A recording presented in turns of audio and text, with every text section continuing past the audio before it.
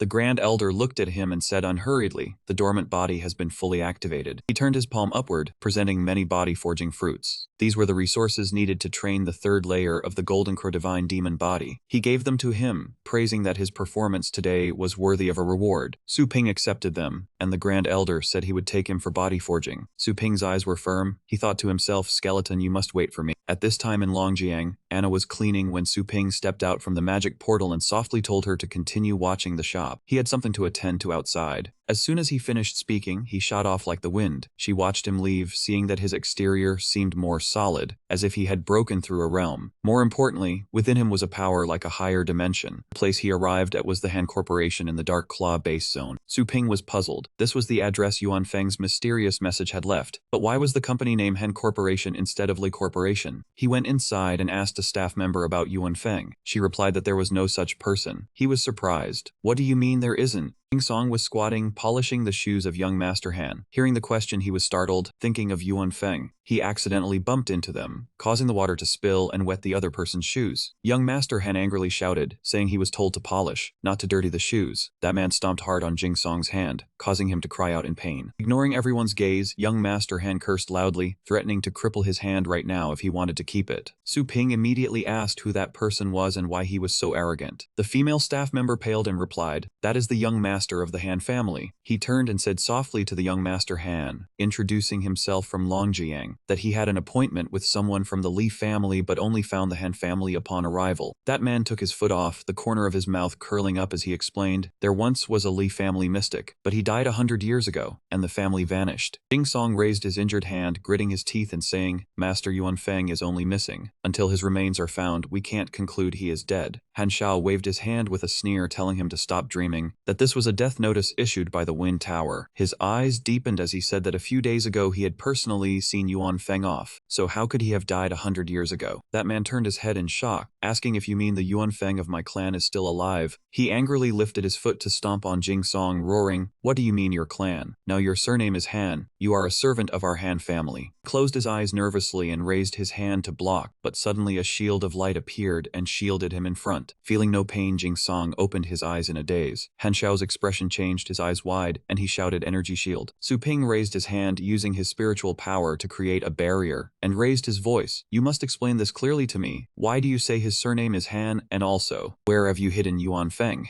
He waved his hand in anger, saying he did not know where this madman came from. Does he need to explain to you the matter of disciplining his own servant? As for that Yuan Feng guy, he was probably long dead and rotted in some desolate place. He closed his eyes and said coldly, if you do not want to speak, then do not. Su Ping swung his hand, and behind him suddenly appeared the great Earth Heaven Dragon Hound. He frowned and said, but today, even if I have to dig 3 feet into the ground, I must find him. He stepped forward and grabbed Han Xiao by the collar, startling him, but that man still spoke boldly. What do you want? This is Han family territory. If you dare to be reckless, do not blame me for being impolite. Su Ping easily grabbed that man and jumped onto the back of the dragon hound, saying, I once fought shoulder to shoulder with Yuan Feng. Whether he is here now, let this beast sniff once and we will know. The dragon hound's eyes glowed as if in tacit agreement. It quickly rushed out, each leap surrounded by a stream of green spiritual power, using the skill 100-mile soul trace. The dragon hound stared intently ahead, its leaps both long and powerful. As if catching a scent, it broke through the glass and rushed into a room. Here there was a door leading to a secret base. Su Ping quickly asked, is this the place? At this moment that Han Xiao suddenly yelled loudly, Protector, come save me quickly. From all directions, a group of people with their faces covered flew out. They were the elite shadow guards of the Han family, those at the peak of the title level. One of them quickly punched towards him, shouting, Madman, release the young master immediately. Su Ping stood still with his eyes closed, his whole body shining brightly like a protective armor. When the hand of the shadow guard touched his energy field, he suddenly screamed in pain. He angrily swung his fist forward. I do not have time to argue with you people. With just one punch, he easily took down the group of shadow guards, splattering blood everywhere. Han Xiao broke out in a cold sweat, thinking in fear, what kind of monster is this? Just using his physical strength to kill 8 peak title level protectors in an instant. He raised his fist, his eyes sternly looking forward. Another powerful punch flew straight towards the door. Unable to withstand the immense force, the door shattered, revealing a figure inside. He frowned, his gaze sharp and wary. Over there is. Inside, an old man was wrapped in many strands of silk, cocooned like a chrysalis, waiting to break out. And that was none other than the person he was looking for, Yuan Feng. Su Ping quickly ran over, saying, Senior Li, I will release you right away. Seeing him arrive, the man asked, Su Ping, how did you come here? When Yuan Feng was unteed, he noticed an attack and cried out in alarm, watch out. He could not react in time and was hit, both hands bound tightly. Looking at the newcomer, Su Ping exclaimed, Who are you? The other did not reply, only said, That should be my question. He stood atop a spider, continuing, I am Silver Spider, the head of the Han family. Who are you to dare trespass into the forbidden ground? Su Ping burst out with energy to tear the spider's silk, coldly replying, You are not worthy to know. Then energy erupted in his hand as he charged straight at the opponent. Take this punch. Silver Spider remained calm. You can even release flames to burn away my spider silk restraints. This is a fire-type technique, is it not? He replied, Spare the chatter. Su Ping threw a punch, but it was blocked by the beast spirit's teeth. He was astonished. You know my technique is fire-type, and you still do not bother to dodge. Su Ping increased the power in his hand. Watch me turn you to ash with one breath. At this moment, the spider's body suddenly transformed, becoming enormous. Silver Spider calmly clasped his hands behind his back, sneering foolish. My devouring flame is not only unafraid of worldly flames, it specializes in absorbing fire-type energy. Your flame is merely nourishment for it to grow. Standing beside him, Han Xiao suddenly spoke, To not hide it from you. My father appears to be at the peak title level on the outside, but recently he has already entered the vast sea realm. He victoriously laughed maniacally. A legendary beastmaster above 10,000 but beneath 1. Truly a fool, the developed body and a simple mind. Hey, let me show you the Feos who mess with our Han family. Hearing this, Su Ping poured more power into his hand, smiling. Is that so? Behind him, energy condensed, revealing a massive phantom that struck forward. With one punch, the beast spirit wavered. Silver Spider broke out in a cold sweat, wondering to himself, what kind of flame is this that even the devouring flame has swelled to its limit from eating it? Beast spirit could no longer bear it, cracks appearing all over its body. Finally, the spider exploded directly in midair, and Silver Spider was also blasted away. Seeing this, Han Xiao's face filled with terror as he cried out, Father. Countless blood and beast spirit remains fell, splattering across the ground. Silver Spider stabilized his form, unable to help but spit out a mouthful of blood. His face pale, he held his stomach and asked, What kind of flame is this? It even made the devouring flame, tempered from all the flames of the world, unable to swallow it. Su Ping said, The primordial fire of the Golden Crow is not something mortals like you can devour. Silver Spider was horrified, crying out, Golden Crow. The spider silk at this moment was dislodged, falling to the ground and drawing winding lines. He helped Yuan Feng up, asking, Why were you trapped here? How are your injuries now? Hearing this, the man replied, I never expected the head of the Han family to be so treacherous, even setting up an ambush in advance. Looking at the silent side, Jing continued, He used the excuse of treating my wounds, lured me into a dark place, and then tried to kill me. Luckily, I kept a secret treasure and had some precautions. Unable to deal with me, he imprisoned me, waiting for the secret treasure to lose its energy before striking again. Yuan Feng now clasped his hands before his chest to recover his energy, saying, Over the past few days, I have been both hibernating and healing my wounds. I have now recovered 70 to 80% of my power. I was about to break out when I did not expect you to arrive. Silver Spider lay on the ground, shouting in disbelief. How can this be? This place is clearly a dead land, full only of miasma and venomous insects. Let alone healing your wounds, even if you had 10 lives, you would find it hard to survive. Yuan Feng clasped his hands behind his back and slowly walked forward. You call this a dead land? Compared to the place I used to guard, it is even more comfortable than a nursing home. Sometime later, at the company headquarters, the setting sun gilded the walls, creating a feeling of cold majesty. Su Ping and Yuan Feng stood on the platform, looking at the gathered crowd. On one side, Silver Spider and his son Han Shao knelt at the head, with over 1,000 members of the Han family from top to bottom. On the other side, only a handful stood, the Li family from top to bottom numbering only 12 people. Yuan Feng's eyes were dazed, his lips muttering, "What is this?" A man with his head bowed replied, "Ancestor, these are the only remaining descendants of our Li family." He seemed to have aged countless years, muttering, "Once upon a time, our Li family had so many prosperous descendants. How has it now fallen to such a state?" Jing Song clenched his fists, his whole body trembling. After the Wind Tower announced the death notice of the ancestor, the Li family lost its backing. The Han family took the opportunity to seize our assets, forcing us to change our surname to Han and become servants. Most of the Li family members were either killed, driven away, or assimilated. In the end, only a few of us children remained, insisting on reviving the Li family. Having said that, he knelt down, as descendants unable to preserve the family legacy. "I beg the ancestor to punish us." Yuan Feng helped him stand up. "It is clear that the Wind Tower promised to protect my clan, which is why I felt at ease risking my life to block the flood beast." He closed his eyes and gritted his teeth. "Yet I only met with misfortune and lost contact, and the Wind Tower, without verifying properly, hastily issued the death notice. Even if I died in battle, could the Wind Tower just abandon my family without protection?" Stroking Yuan Feng's head, he comforted him. "I willingly answered the Wind Tower's call for my clan's safety. Yet you children have suffered so much. What meaning does my 800 years of guarding even have?" On one side, Su Ping heard this and spoke up, "A man who brought firewood to warm everyone. How could they let him freeze in the wind and snow? This Wind Tower scum has gone too far. Once the Bing Yu matter is finished, I must go find them to settle the score." Yuan Feng turned his head and replied, "Let the matter of the Wind Tower wait, but today Yuhan family must give me an explanation." Silver Spider, his face pale, stood up to explain, "That is not how it is. We have records left by our ancestors, which clearly state that the ones who exterminated the Li family before were certainly not our Han family." He ran before Yuan Feng, hugging his legs and kneeling. "We were merely dragged into it. Even if there were no Han family, there would be other families." Though filled with worry, Silver Spider still tried to explain further. If it were another clan, the bloodline of the Li family might no longer exist. Yuan Feng erupted with energy and said angrily, still refusing to repent. His eyes blazed brightly, his hand pressed down, "Today I must settle this debt with your Han family." The energy gathered into a giant hand, a terrifying pressure forcing the people of the Han family to kneel to the ground. Silver Spider felt her power disappear and cried out, "Why is my energy fading?" She begged the old ancestor of the Li family not to cripple her cultivation. Young Master Han was horrified. A single palm strike suppressed the entire clan. His father was as helpless as a fish on a chopping block. Is this the true power of the legendary level? Yuan Feng ignored the Han family and said to Jing Song, "To preserve the Li family's lineage, you children have suffered much." Jing Song replied, "As long as the old ancestor has returned, that is good." Turned to the crowd, "The entire Li family hear my order. From today onward you will restore your Li family identity." Everyone knelt down, their eyes tearful with excitement. "Yes, old ancestor." Yuan Feng's expression darkened as he continued, "However, the Li family lowered themselves before the Han family. Today the Han family must submit to the Li family in the same way. The Li family will be the masters, the Han family will be the servants." The whole crowd was terrified. Silver Spider said, "We respectfully obey the order of the old ancestor of the Li family." Jing Song said with a smile, "Old ancestor, your room has been kept as it was. No one has touched your belongings." He shook his head, "No need. Su Ping and I still have important matters to deal with." Everyone tried to dissuade him. "Old ancestor, if you go there may still be unexpected trouble." Su Ping said, "Just let me go alone. You have suffered enough and should enjoy some happiness." Yuan Feng replied, "I have decided our comrades are still fighting. It won't be too late for us to go back after we finish resolving this." Su Ping said, "If that is the case, I will open a branch store at the Dark Pan base to help the Li family increase their strength. Each person can choose 10 ultimate pet beasts from the 9th belt and above, and I will cover the cost of nurturing them." He looked at Silver Spider. "We will keep an eye on the Han family. If they show any sign of rebellion, kill them." Jing Song cupped his hands and asked, "Could you be Su Ping, the owner of the Little Peach Pet Beast Store?" Su Ping asked, "Do you know me?" Jing Song explained, "Because you mentioned the Pet Beast Store. store. Although the beast tide has cut off news, the store's reputation is famous everywhere. Some people would pay 1,000 gold and still not get a spot. Yuan Feng lowered his head and said, Su Ping, thank you. He cut him off. It was just a small matter. Senior Lai was even willing to sacrifice his lifespan to save me. No matter how I repay it, I still feel it is not enough. He was moved. Indeed, Li has not misjudged him. If only all legendary level cultivators in the world were like Su Ping. Yuan Feng turned around and said, the heavy responsibility of restoring the Li family is left to you children. Jing Song and the others raised their hands and swore, even if we die, we will revive the Li family. Afterwards, Yuan Feng summoned his pet beast Su Ping. Family matters are done, let us set off to rescue Skeleton. He replied, okay. Passing through the spatial gate, the two entered the interior of the 10 directions locking heaven formation. Yuan Feng cupped his hands and looked ahead, finally returning to this demonic place. Before their eyes were countless white, cold mountains, a frozen hellish world. Su Ping waved his hand to summon his pet beast Ball. See where Skeleton's aura is. It immediately used the skill 100-mile soul tracking. Its body radiated energy, transforming using the dragon form technique. Seeing the pet beast fly away, he said, over there, Senior Li, let's go over. Yuan Feng replied, okay. After a while, they saw a few suspicious dark shadows in the distance. Over there is, looking at the crowd below shouting in terror, a beast tide. Su Ping jumped off his pet beast's back. Yuan Feng blocked the path. He fired a beam of light into the beast tide, sending them flying in all directions. The energy struck a bone fiend, shattering it to pieces. Yuan Feng's mouth fell open, thinking in shock. Su Ping's progress is terrifying. In just a few days without seeing him, his fist alone had destroyed an entire wave of a sea-tingling realm, King Beast Tide. At that moment, Ball flew down to a cliff wall and cancelled the dragon form technique. It used its paws to dig through the snow, revealing a few pieces of bone. Su Ping landed beside Yuan Feng, saw this, and asked, Ball,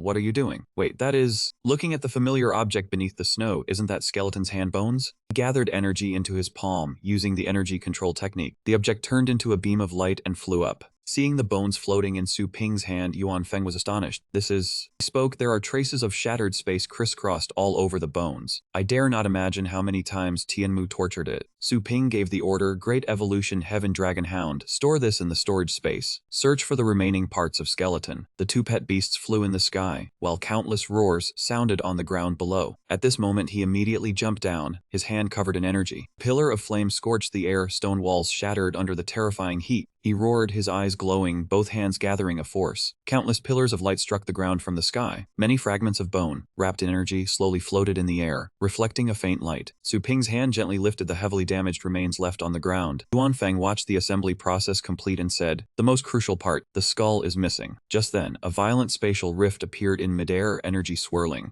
Tianmu flew out from within, holding a skull long time no see. He appeared with sharply curved horns, a pair of wings as red as blood, a sinister smile on his face. Looking for this, aren't you? The two of them had serious expressions and said in unison, Tianmu. He said confidently, this toy is truly boring. No matter how I crushed, tore, or burned it, it had no expression. Yet it would come back to life like a stitched-together horror. He squeezed the skull, but luckily now a new toy has come right to my doorstep. You want this, don't you? Finally, he crushed it and said, so I'm returning it to you. Su Ping hurriedly rushed over Skeleton. Yuan Feng advised, Brother Su Ping, don't act rashly. It is luring you into its domain. Tianmu smiled, gathering power. That's right. This expression is correct. Don't even think about escaping my grasp. Su Ping watched the bones fall, calculating in his mind, this distance is enough. Energy control technique. A giant hand fell from the sky, having already entered the range of my spatial ability. Nether Void Annihilation Palm. Obediently take this palm strike. A deafening explosion sounded, violet blue energy violently erupted, sweeping everything away. Yuan Feng cried out in horror. Su Ping, thinking to himself, Nether Void Annihilation Palm is Tianmu's bloodline skill, extremely powerful. This monster's cultivation is above the late stage of the Destiny realm. That palm had already broken Su Ping's fusion state. Now without fusion, it is likely a situation of little good and much ill. The dust cleared. Su Ping was unharmed and spoke, done attacking? Tianmu could not believe it. What? How is he still safe and sound? He leaped up, both hands gathering energy, and said, that is my turn next. Tianmu struck out countless giant energy hands. Don't be delusional and return. A giant hand covered in violet blue energy struck down from the air, the heavy pressure making Su Ping clench his fists, ready for a fierce battle. He threw a punch, releasing energy that sent the giant hand flying. Tianmu was flustered. His physical body is truly tough, daring to directly confront my Nether Void Annihilation Palm. But don't forget, you are within the range of my space. You are merely an insect at my mercy. Su Ping instantly appeared before him. Your spatial skill can no longer restrain me. A single punch thrown caused caused Tianmu to explode into countless chunks of blood. Yuanfeng asked, Su Ping, why is the spatial ability of the Sky Eye Rakshasa beast ineffective against you? Su Ping explained, whoever reacts faster wins. While gathering the skull fragments, he continued, a senior pointed out that each time a spatial ability is activated, the user must channel power to the target. I just need to leave that spot before Tianmu tears the space. It will never catch me. Yuanfeng was shocked, easier said than done. But to surpass the speed and reaction of a late-stage Destiny Realm cultivator proves that Su Ping's physical body is at least on par with Tianmu. Moreover, a senior capable of coaching a Destiny Realm level battle must be far beyond that realm. Where on Blue Star could one find such a senior? While talking, Su Ping finished his work. The assembly is complete. He gently spoke, skeleton, wake up quickly. Time passed, but there was still no movement. Su Ping frowned slightly. Strange, why is there no reaction at all? I can't even sense any energy fluctuation. He worriedly thought the eternal sin of immortality was the supreme resurrection ability of the undead, capable of healing even the gravest injuries. But why had the skeleton not revived yet? Was the damage limit exceeded, or had it been sealed by that heaven's eye? Heart was full of doubt, wondering if he had missed a link. Yuanfeng patted his shoulder and advised Su Hui die.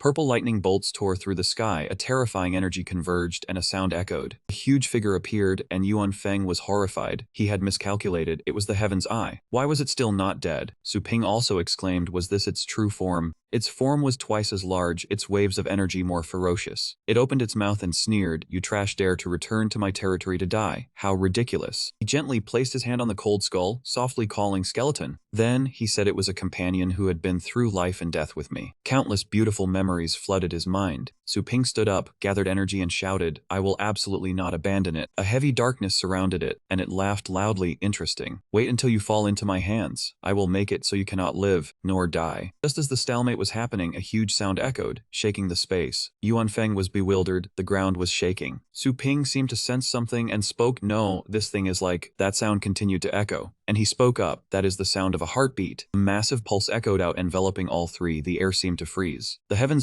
red eyes bulged as it roared. What? Suddenly, a cluster of flames ignited in the skeleton's eyes. It stood up and cried out, do not dare harm my master. Su Ping was overjoyed. I knew it. You definitely would overcome it. Yuanfeng was astonished by the deep bond. The will to protect its master had forcibly pulled the soul back. The heaven's eye was furious. Do not celebrate too soon. One more monkey changes nothing. Su Ping raised his hand to summon Q, purple flame skeleton, let us go. The four merged into a dry skeleton creature, its hand holding a sword, golden wings growing from its back. The heaven's eye sneered, even if you complete the fusion you will still lose. Last time I was merely careless. Today I will show you the gap between the heaven's mandate realm and you monkeys. After it spoke, its arm was severed by a sword, blood gushing violently. Su Ping did not stop, immediately swinging the next sword with a blazing momentum. Its body was cut in half. The heaven's eye exclaimed, too fast. It coughed up blood, thinking both speed and power were incomparably stronger. Continuously attacked without being able to counterattack, it raged, am I actually being completely countered by a monkey? Wounds piling up, it spoke, do you think you can escape my spatial ability? A massive vortex of energy exploded in the sky. The heaven's eye continued, but other things may not escape. Su Ping stopped and asked, what do you want to do? The space vibrated, the snow-covered ground cracked. Yuanfeng cried out, this is bad. He panicked, the 10-direction ceiling array is collapsing. Su Ping quickly stopped it from destroying the array. Even with its head chopped off by the sword, the heaven's eye still said, too late, the mechanism to break the array has been activated. If I cannot obtain my thing, blood will fly everywhere, and you will have no chance either. In another place in the ice prison world, someone gave an order, the array is about to be broken. Quickly inform the wind tower. The subordinate answered, understood. Signals everywhere in the world began to move, countless disasters occurring simultaneously. The ground cracked, glowing red lava erupted from the huge buildings. In the Holy Light base, a person looking at a screen said, Elder Bai, the structure of the blue planet is beginning to undergo major changes. Volume is expected to increase significantly. Elder Bai's expression changed, and he exclaimed, what? In the tower room, two people looked at the images. The disciple spoke up, how can this be? The 10-direction ceiling array has been blasted open. Master, could it be caused by that kid? I said we could not trust him. Yuanfeng also spoke up, then it is not good. The beasts in the array, having absorbed the spiritual energy of the jade tree, are several times stronger than the species on Blue Planet. Humanity will face an unprecedented brutal tide of beasts. The ground cracked and orange-red lava flows spread like veins. Volcanoes roared violently, magma erupted fiercely, smoke and fire rolled up, dyeing the sky red. The ground was torn apart. A huge river of fire rolled between deep water crevices.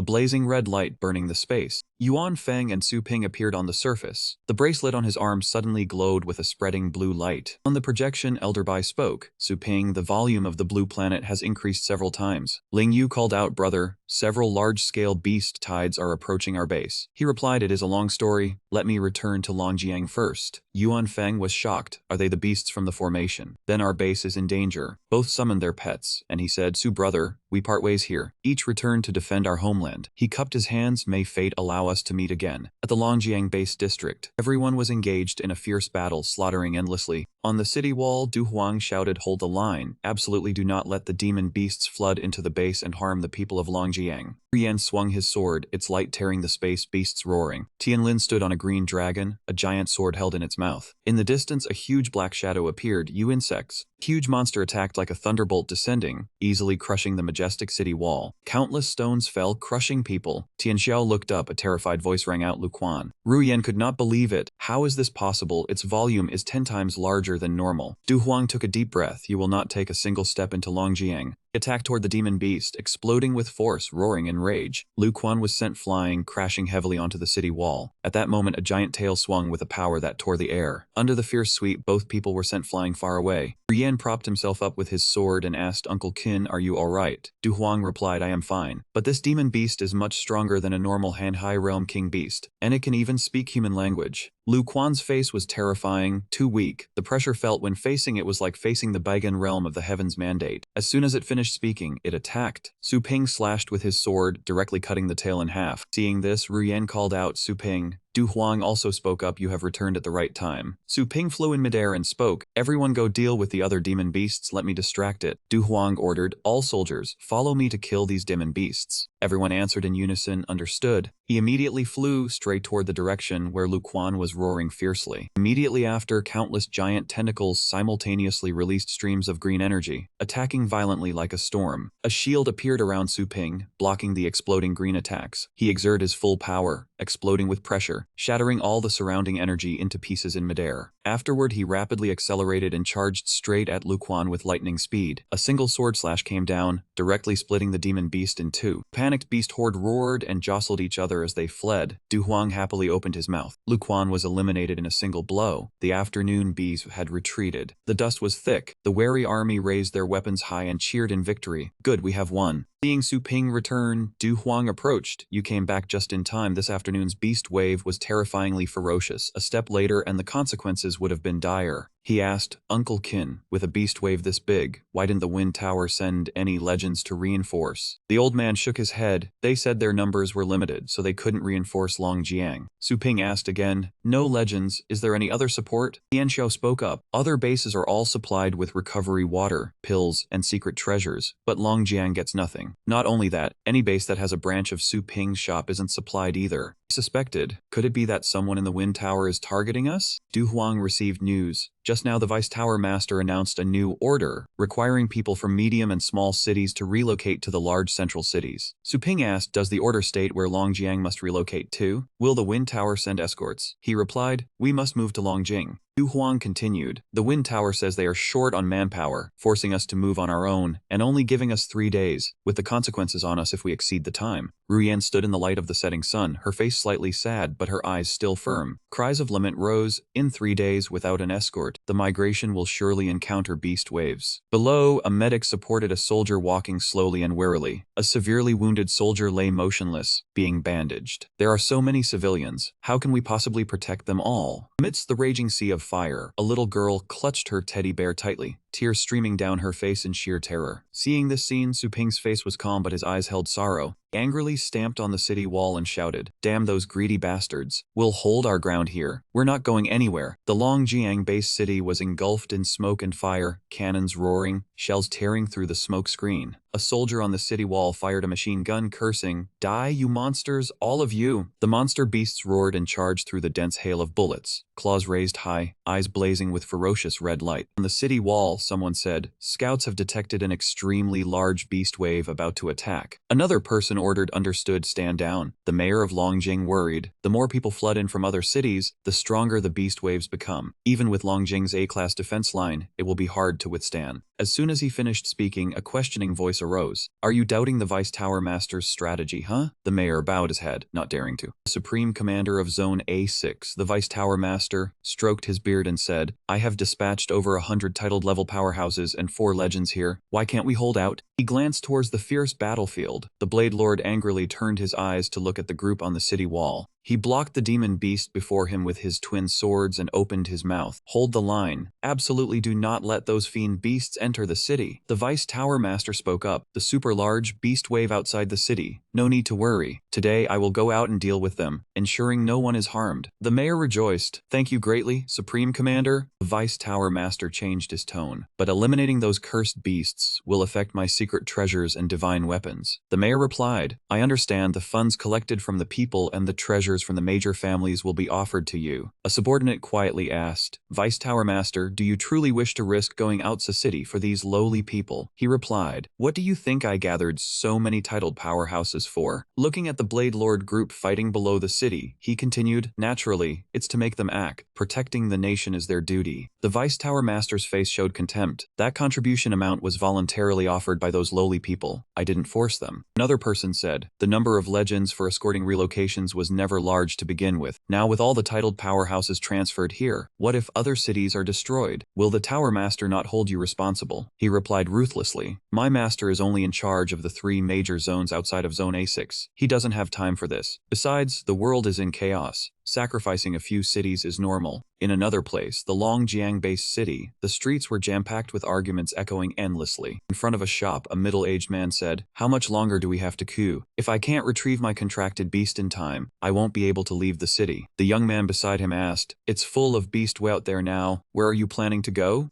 The other replied, haven't you heard the radio? Heading to Longjing to take refuge. Another person chimed in, right, I'm taking my whole family there too. I heard the nearby cities have no supplies, and all the titled beastmasters have left. Are you waiting to die here? The young man said, you trust the government more than Su Ping. I saw him repel multiple beast waves consecutively. Even the 4 kings and Bing Yu couldn't gain an advantage. The middle-aged man recalled a painful memory. Judging by your clothes, you must be from the upper district, right? Last time Bing Yu breached the city, nearly a third of the lower district was affected. My wife and children also. He lowered his head and walked away. Enough, I must go now. Another person said, me too. Su Ping is no relative of mine, and I don't have the money to buy a beast pet. Who can guarantee that he can protect everyone? This time it's not just Longjiang, but the surrounding cities as well. I think we can only rely on the government. On the city wall, Du Huang asked, Su Ping, what do you mean by holding the city to the death? Su Ping replied, I mean it literally. When the beast tide occurs, the wind tower provides no resources and even arranges a relocation, clearly wanting us dead. Then they will blame it on an effective escort, killing us by proxy. Rather, we rely on the shop's resources, unite and resist. Tian Xiao asked, what about the people? The city is already in chaos. We must convince them to stay. Golden light emanated around Su Ping. He flew up and opened his mouth. All right, let me go and settle this. Su Ping stopped before the crowd and shouted, silence, everyone. The crowd yelled, it's Su Ping. He took an item out of space and said, I understand your worries, but leaving the city now means death. Those willing to stay and defend the city with us. Scroll case shimmered and opened in midair, radiating a brilliant light. Countless weapons appeared, and Su Ping said, each household with a beastmaster can receive a divine weapon.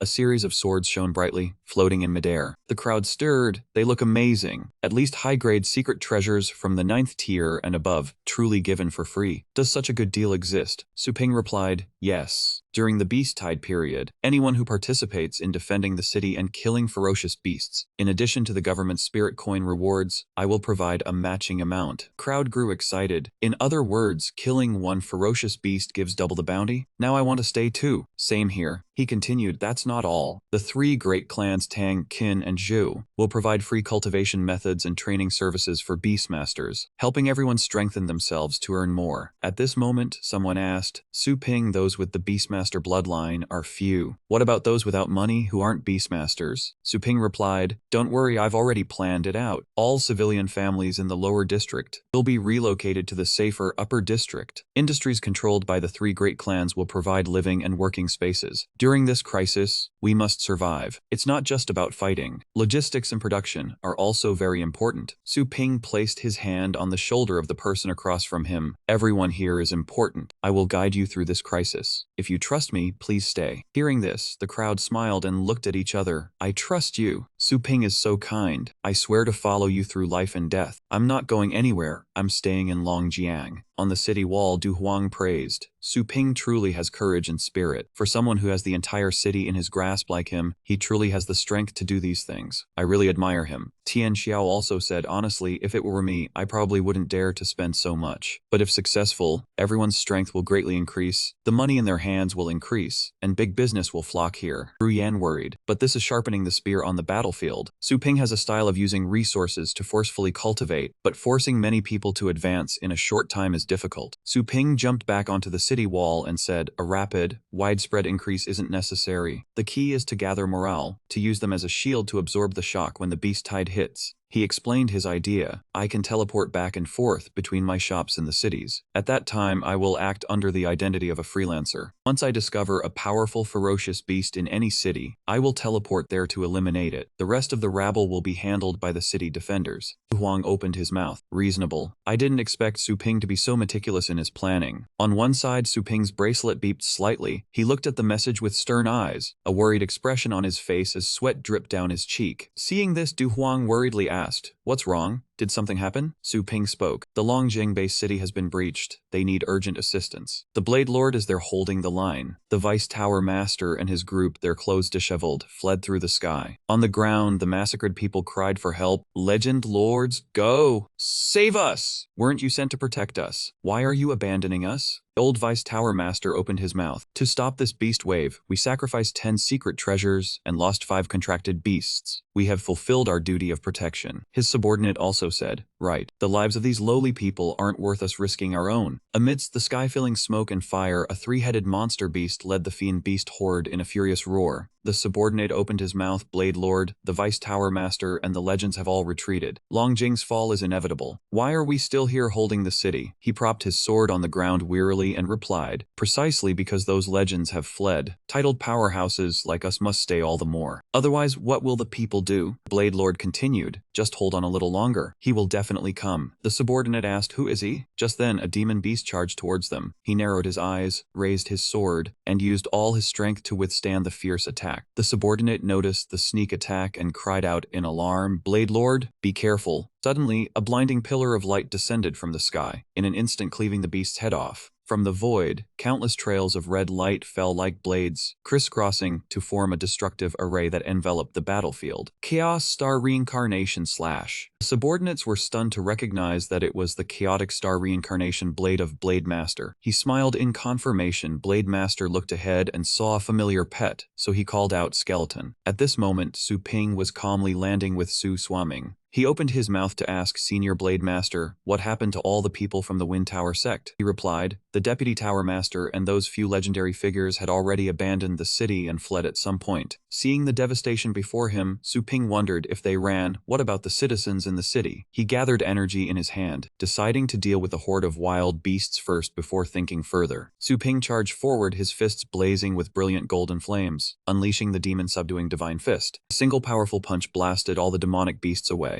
Someone approached Blade Master and asked, who is that battle pet master whose strength surpasses even those legendary figures who fled? He introduced him. That is Su Ping, the one who once repelled Bing Yu Du Huang. He encouraged everyone, with him here, the city still has hope. Do not give up now. From within the darkness, enormous tentacles suddenly shot out and tightly coiled around the building. Their strength caused the entire structure to shatter in an instant, dust and debris flying everywhere. A person raised a sword to block a falling boulder, sparks flying, and shouted, there it is. The colossal demonic beast appeared, the long-limbed giant mountain king beast, with peak void movement realm strength. From the beast's mouth, a swirling green energy mass was being drawn in. It let out a roar that shook heaven and earth, a violent surge of energy erupting, causing the air to tremble. Su Ping said, cannot let it harm anyone else. Skeleton squinted, his hand holding the sword blazing with radiance. The swung slash turned into a sharp energy stream shooting straight towards the beast. But the cluster of tentacles swept over in time, dispersing the attack in an instant. Immediately after, they whipped fiercely towards toward Skeleton. He was tightly bound by the tentacles, unable to move. The purple flame Zhulong beast opened its mouth, condensing a purple energy mass into a terrifying point of light. As it roared, the energy mass exploded into a pillar of purple flame shooting straight towards the beast, precisely the purple blood heavenly dragon flame. Long-limbed giant mountain king beast swung its tentacles to stab forward, creating a blinding explosion. Then it slammed down heavily on the purple flame with astonishing force. Seeing this, Suping thought relying only on Skeleton and purple flame might not be enough to deal with it. He tore through the tentacles and said to his opponent, "Let us merge." All three charged into each other simultaneously, merging into a single powerful entity. A brilliant golden flame surged, enveloping the bony hands, blazing fiercely. A series of light rays and flames from the Emperor Flame erupted, scorching the beast, causing it to let out a miserable scream. The beast roared in despair, its body blazing fiercely amidst the sea of fire, its cries echoing across the sky. Colossal body trembled, red-hot cracks erupting with magma. Its breathing became heavy, the flames on its skin gradually dying out.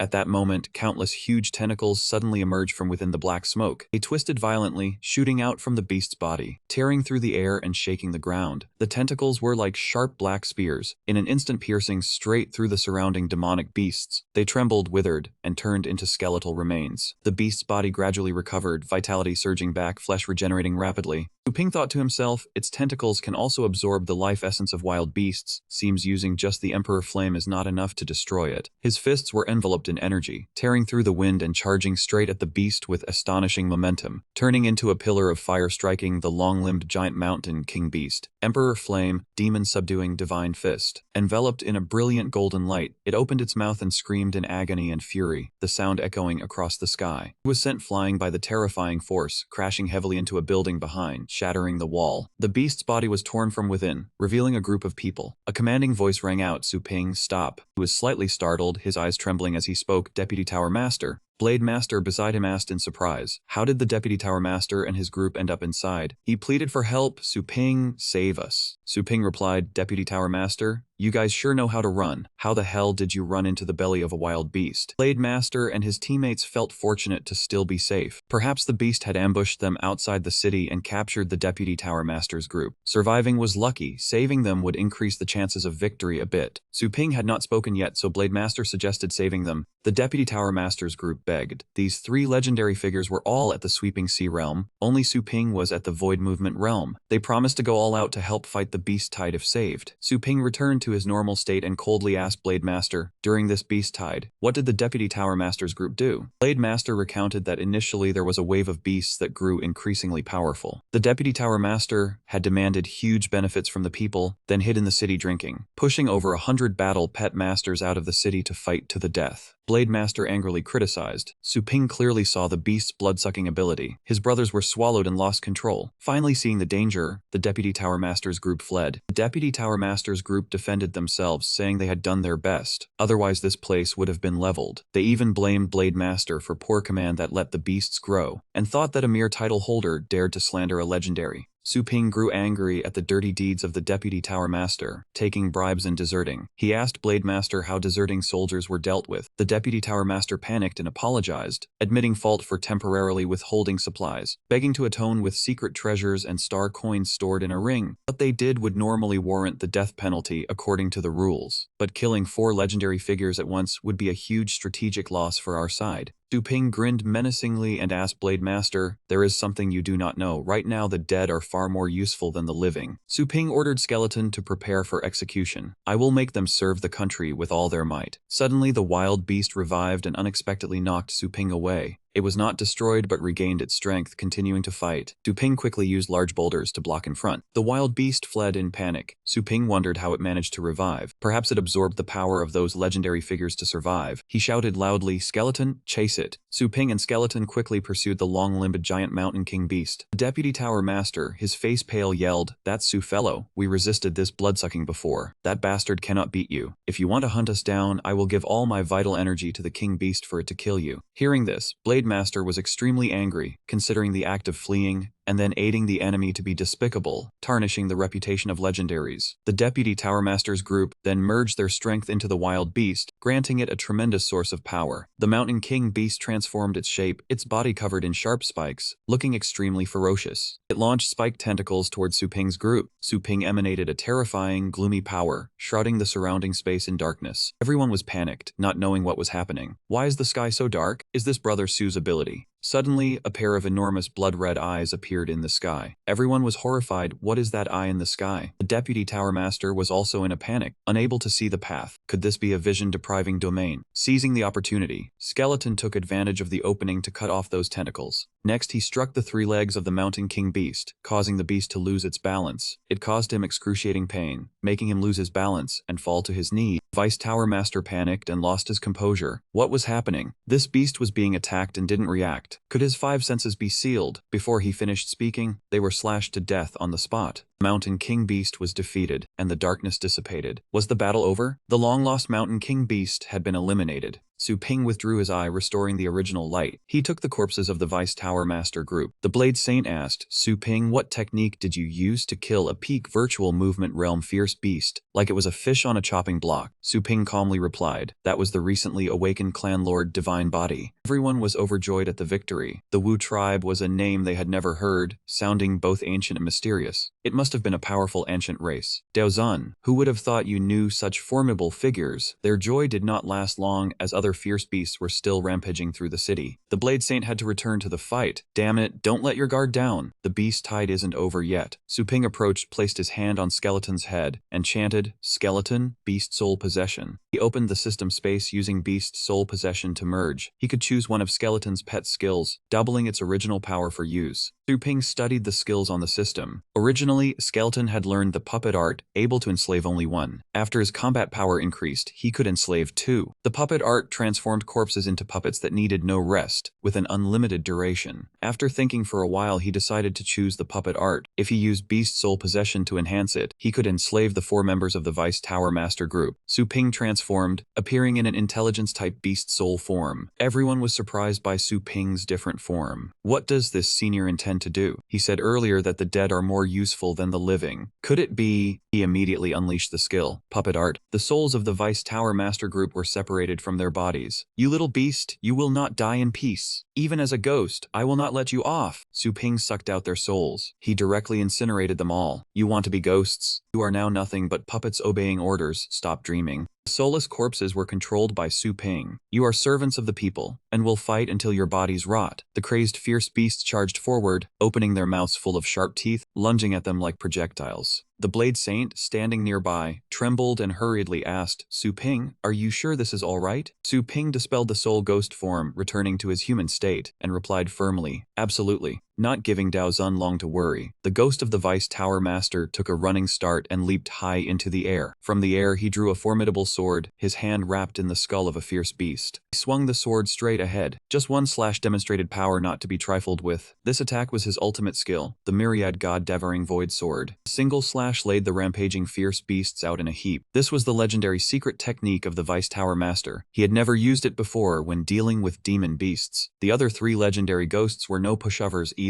One charged forward, controlling a demonic fist, punching the fierce beasts into submission. Another controlled cards sharp as blades, slicing the heads off the fierce beasts. Another electrocuted the beasts. The title sorcerers were shocked, pointing at the group of legends who had been so arrogant when alive. Now dead, they were being easily controlled by Su Ping. Daozun, your savior skills are truly amazing. Turning legends into puppets, I can't imagine even the Vice Tower Master being so obedient. Daozun pondered, those people hid many ultimate moves, only thinking about protecting themselves. Awkwardly becoming legends, their deaths are not regrettable. Su Ping added, it's a pity that their effect will be even more explosive when they die. The people, unaware of the details, only knew to cheer for the Vice Tower Master. Look, the Vice Tower Master, he truly didn't abandon us. So he really is this powerful. No wonder he's a legend. He quelled the beast tide in an instant. It really gives a sense of security. Someone recognized Su Ping and shouted, I recognize the man in black. He's Su Ping from Longjiang Base City. He must have persuaded the stubborn Vice Tower Master to return. Truly impressive. A fierce beast fell before the Vice Tower Master group. In the distance, a pile of defeated fierce beasts lay, staining the ground red. Daozun and the people cheered. We finally won. Daozun stepped forward and bowed respectfully. Brother Su, on behalf of the people, I thank you. Resolving the entire beast tide was your merit. You saved everyone. Su Ping waved his hand. Don't be polite. You are Skeleton's teacher. A disciple saving his master is only right. The people of Longjing should be thanking you. You persevered to the end and protected their lives. If there's nothing else, I'll return to Longjiang. I can't be away for too long. The purple flame bamboo flew to his side, ready to take him back. The mayor rushed over, panicked, and called out, Su Ping, please wait. Dao Zun was surprised. Mayor? Su Ping asked, what do you want from me? The mayor quickly explained, Su Ping, I saw everything, thank you. I will take the secret of killing the tower master grunts to my grave. But Longjing City has no commanding officer. How will we deal with the next beast tide? I thought it was something serious. This isn't a difficult matter. Su Ping pointed at Dao Zun. Senior Dao Zun led the team to hold the line in this beast tide. In terms of responsibility and leadership, he is extremely suitable to be the new commanding officer. Dao Zun shyly waved his hand in refusal.